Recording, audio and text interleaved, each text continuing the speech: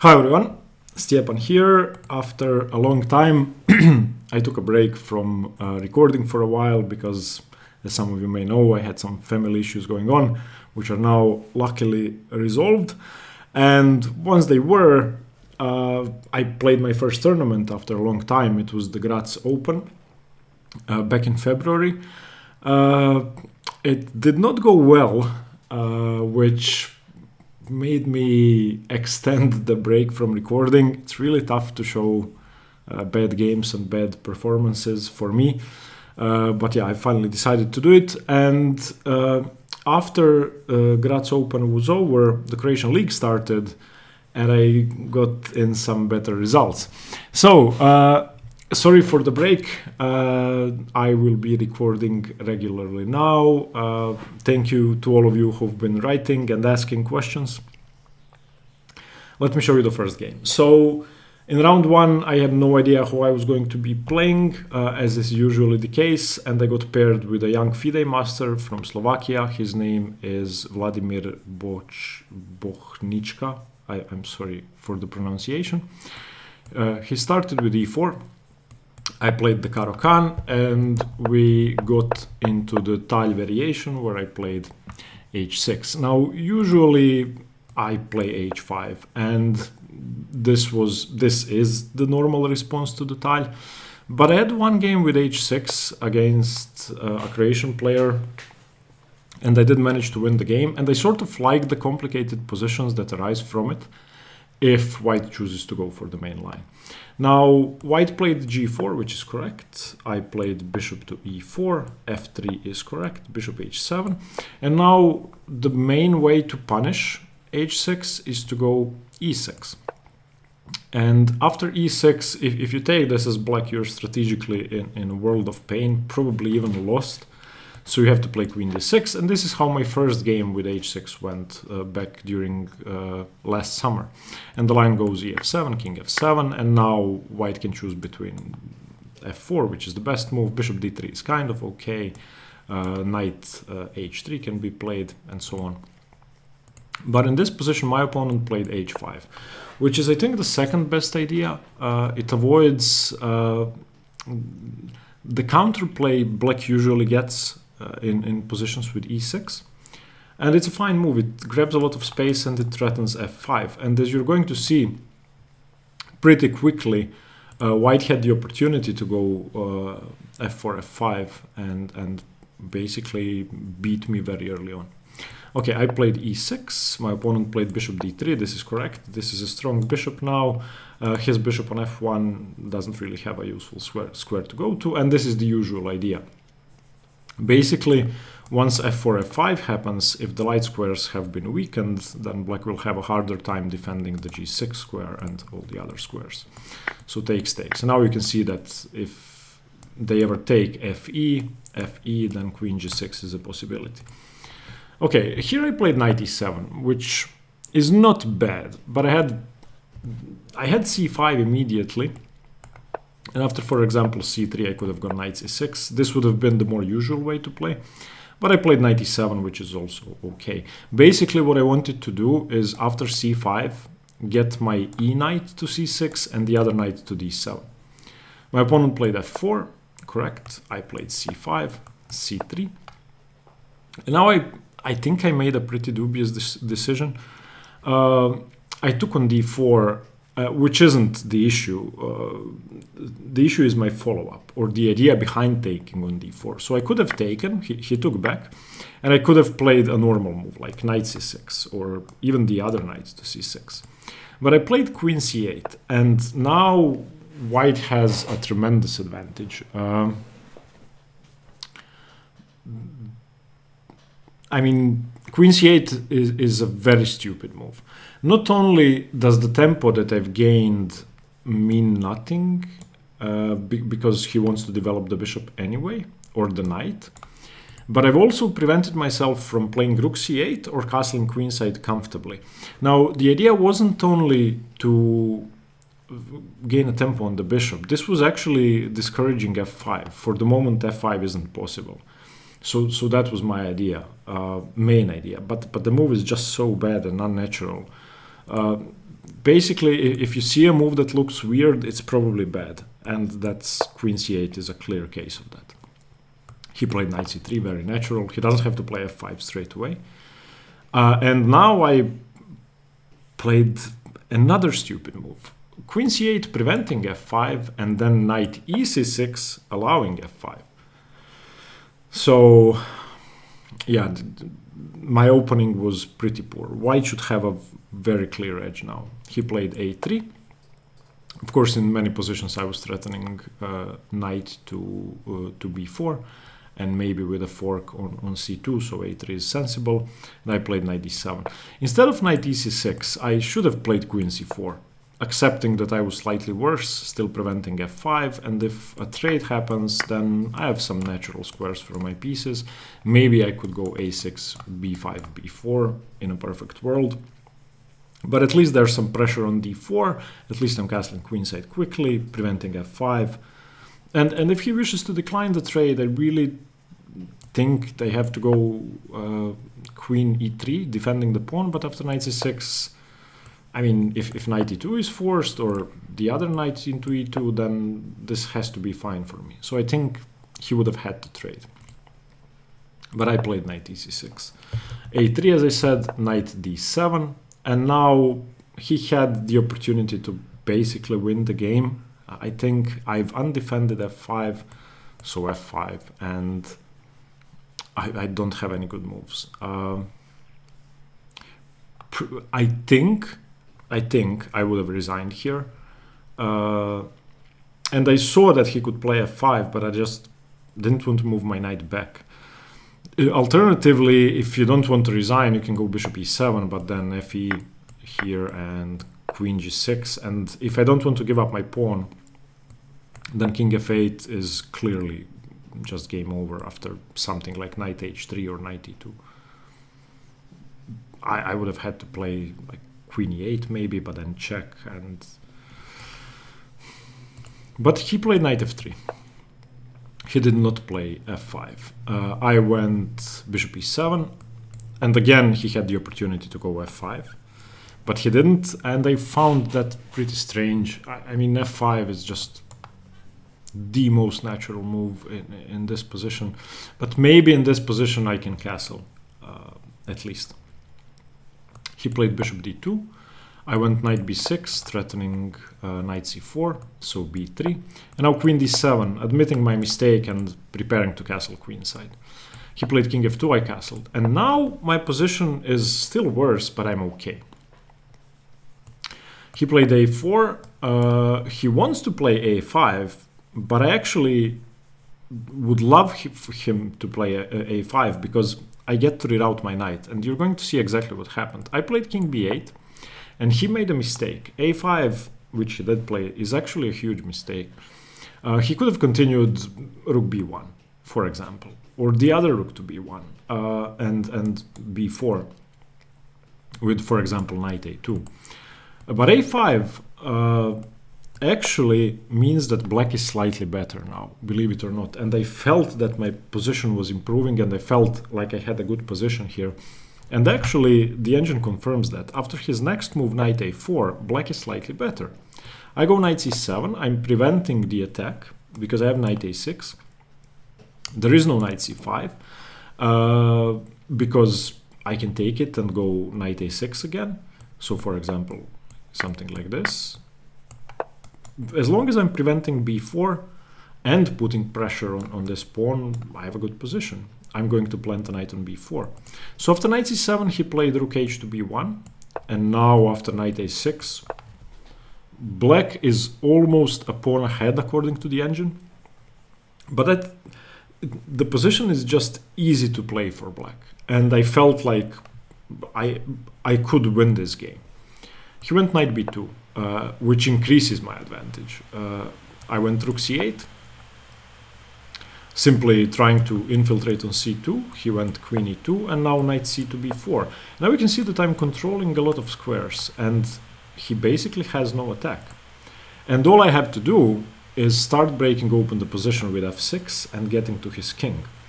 And the part of breaking open the position occurred to me way too late. I was thinking about my queenside play. I did not consider my kingside play.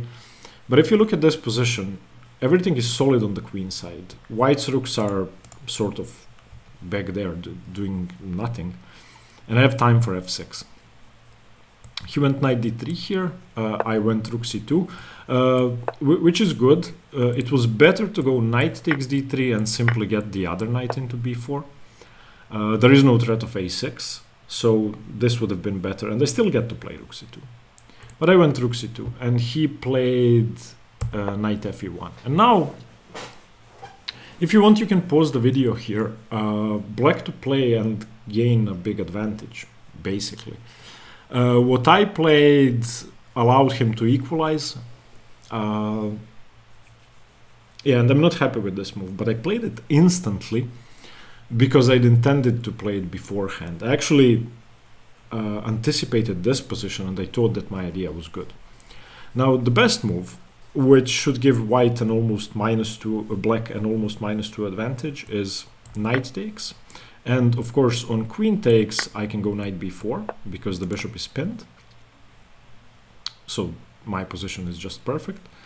And on knight takes, I can just go knight to b4. And again, my position is perfect because the bishop is pinned. So if this is taken, then bishop takes obviously should overwhelm white's position. Instead of that, I played bishop h4 check. Now, this trades off my bishop for one of the knights, but the problem is that it doesn't save this tempo that I was losing after knight e1. Once the king moves, I have to take the knight, but the other knight replaces it. So now I still have to move my rook back. And basically by losing this valuable tempo, I allowed him back into the game. He can challenge the c-file again. I've undefended b4 somewhat. So after his next move, rook a4, I actually do have to go back. And now, after knight c2, white is introducing a very powerful threat in the position. White is threatening to play b4, b5, winning one of my knights. And again, if you want, you can pause the video here. I blundered into an equal position, but purely by chance. I'd completely missed his resource, and I was lucky that I still had a playable position after my blunder. Okay, so in this position there are many useful moves. Maybe f6, maybe knight e7, maybe rook c8, maybe king a8, giving my knight a square. But I played knight takes e5. And of course, if queen takes e5, then I can go f6, and I'm winning because queen e2, rook c2. And on knight takes e5, and if this is taken in any other way, then rook takes c2. And again, I'm a pawn ahead, I'm going to play f6, and I have a great position. The move I'd missed is simply rook a2. And after rook a2, I was shocked. There is nothing I can do to save material, basically. I have to play rook h to c8. Because I'd missed that if I go knight c6, he can simply go b4. And after b4, I can save one of my knights, I cannot save both. So it would be useless to move my knight back to c6. So after rook a2, I played rook h to c8, giving up the exchange instead of a full piece. Of course, he defended his knight, and now I have to take. I just have to free up the c7 square, and I have to take. So rook takes, and I save my knight. Now, the engine says this is equal. It should be all zeros. But against the FIDE master, playing an exchange down with his pawns rolling down the board, since I will not be able to control b4 for long, this is a tough position. He played rook c1, wants to double, and now I blundered. I played rook e8, and after rook e8, the engine says the position went from equal to +2.5 for white. And he should have simply played rook a to c2, and that's it. If I can try routing my knight, but now a6, and you can see that my position is falling apart. Instead of rook e8, I could have played knight c7. And after knight c7, I have a very strong strategic threat. And the threat is to play a6 and knight b5. So for example, queen d3, a6, rook to c2, knight b5. This is why the position is equal. My knight is so strong, or both my knights are so strong, that he has no attack. And there's no play for him on the king side, because if he's the one who starts opening the position up, then his king is going to be naked way before mine. But I did not see this. I didn't see blocking on b5. All I thought about was blocking on b4, which wasn't good enough. So I played rook e8. And here he did not play the best move. He played bishop e1, which gives me a chance to get back into the game. I could have played f6, which is the logical follow-up to my move rook e8, but I played king a8. To be honest, it's hard to explain king a8. I was afraid of many things, and I cannot recall what the exact logic behind king a8 was. It's a stupid move, of course. I don't know, maybe giving my knights one more square. King a8 is just bad. He played queen e3, and I played e5. Now, e5 is a desperate try for counterplay. Of course, if he takes with the f-pawn, I should be equal, if not slightly better, after queen g4.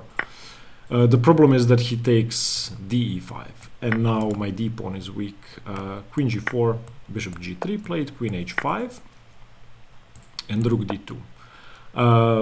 I'm still holding, I'm still okay. I played knight a b4, and he played a6, undermining d5, and I blundered.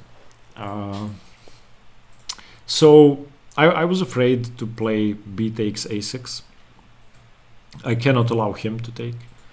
But after b takes a6, there are actually no issues in this position for me. Had I taken b a6, the engine actually gives queen f3 for him, which I don't understand. Why would you want to trade queens here? I would think the position is pretty equal if we do trade queens, because this pawn is pretty strong. My position is perfectly solid. I don't see a way for him to make progress, basically, unless he pushes these two pawns. But I played knight a6, and after knight a6, it's basically game over. Rook d5, I played queen g4, he played queen f3. I didn't want to trade queens, so I played queen f5. He went rook d6, threatening to win immediately. If I do nothing, he can just take, and queen takes, of course. So I had to bring my king back to b8. Horrible. Rook cd1. And here I played rook e7, which is, again, just a dreadful move. I wanted to defend the 7th rank, but it's not good enough. I should have played knight c5 with the idea of knight e6. I need to block this bishop, and this maneuver to e6 basically never occurred to me. So I played rook e7, he played rook to d2, defending his 2nd rank. I went knight c5, which is correct. And here he went rook 6 to d5. And instead of playing knight e6, defending everything, for some reason I played knight a6. And the position goes, now the engine says rook d5 is a blunder by him. And after knight e6, it should be all zeros. And to be honest, I can agree. Now I see the position. I don't see how he breaks through unless there's enough pressure on c6 once again. So this would have been great. But I played knight a6, and now the way he won, and he had less than a minute on the clock. The next 5 moves he played them instantly, and I resigned at the end of the variation. Calculation here was amazing for him. He played e6, attacking my queen. Of course, had I played knight e6 instead of knight a6, this would have been impossible. Queen f6, f5 check, king c8 only move, rook d6, threatening e takes f7. I have no sensible moves, so I played knight b4. ef7, queen f7, and f6. And I resigned, threatening my rook, threatening my knight. I don't know what to do. There are no moves. The engine says this is mate in 10 for white. If the best move is rook e6, then okay, good that I resigned. If I try to defend, I don't know, with rook c7, then he can just check me, and that's it. Basically, they're threatening this check, and it's game over. And now they just queen. So it was, for me at least, an extremely complicated game. The funny thing is that I wasn't the only one who made mistakes. I made more mistakes, but he gave me a close to winning advantage once and allowed me to equalize 5 times. So his conversion wasn't perfect, which shows that the position was really tough to understand. My biggest regret is allowing f5, and then in this position not taking on a6 with the pawn, and then finally not realizing that e6 is a threat. And I should mention that unlike him, I had a ton of time on the clock. I had more than half an hour. But there's that when your opponent is in time trouble, you tend to play quickly to sort of make him make quick decisions. That's just wrong. If you have time and he doesn't take your time, make good moves, and they're more likely to make a mistake.